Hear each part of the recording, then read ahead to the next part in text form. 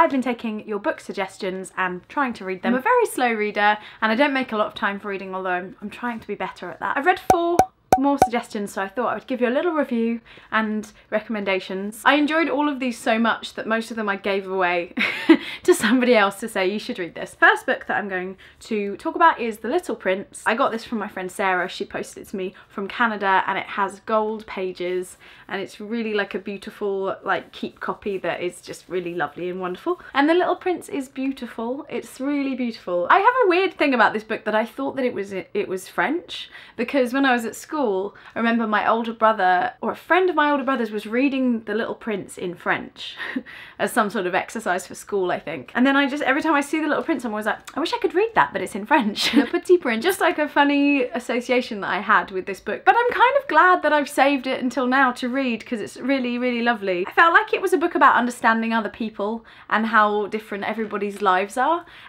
He goes to all these different planets and meets all these different people and their lives are different from his. Really liked that aspect of it, of trying to have empathy and understanding for other people. It's really bizarre and beautiful. I highly recommend. I think I'm going to read it again because it's very short. It's really easy read, so it's kind of like a nice by your bed book.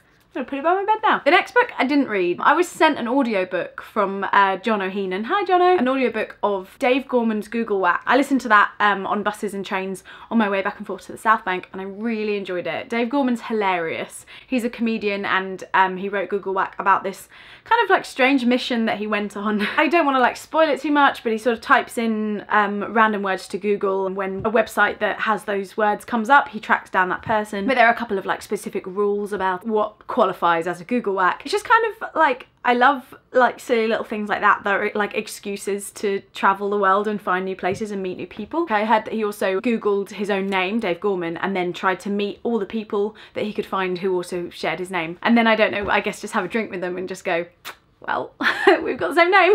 And just like things like that. Like, I like traveling the world and meeting random people that I have no reason to meet. On the surface we have no connection to each other, but we've just made our own connection. I'm all about that. It was really good fun. Thank you, Jono. Thanks for sending me that. Next book I read, it was called The Phantom Tollbooth by Norton Juster. This is a fantastic book. I would sort of pitch it to you as like a modern day Alice in Wonderland. It's about a child who's a bit bored and he can't find anything to do with his time, and then he sort of stumbles upon lots of different lands. A little bit like The Little Prince. It's got a very entertaining use of language, and I really enjoyed it. So thank you very much to Trevor. He gave me that book for Christmas to read and I really enjoyed it, so thanks Trevor. And the last book is 5 People You Meet in Heaven by Mitch Albom. This was probably my favourite read of this series so far. I'm worried in this series that I'm going to do so many spoilers, but I guess that it's called 5 People You Meet in Heaven, so it's kind of obvious that it's about a man who dies. It's about the people that you meet in your life who have an impact in your life, whether you know it or not, and also you have an impact on their life. I'm just really interested in those sorts of people, because obviously in this guy's timeline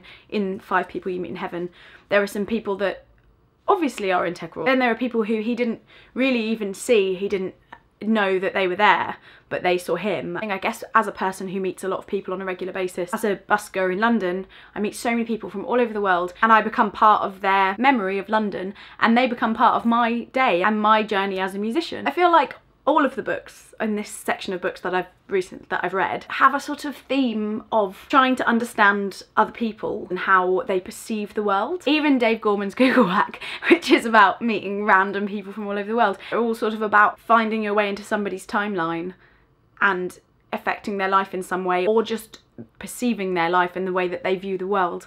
And that is really important for understanding everybody and for being kind to other people, because the more that you understand, the more you're able to empathise, and the more that you're able to offer support and kindness to different people, even if you've never met them before.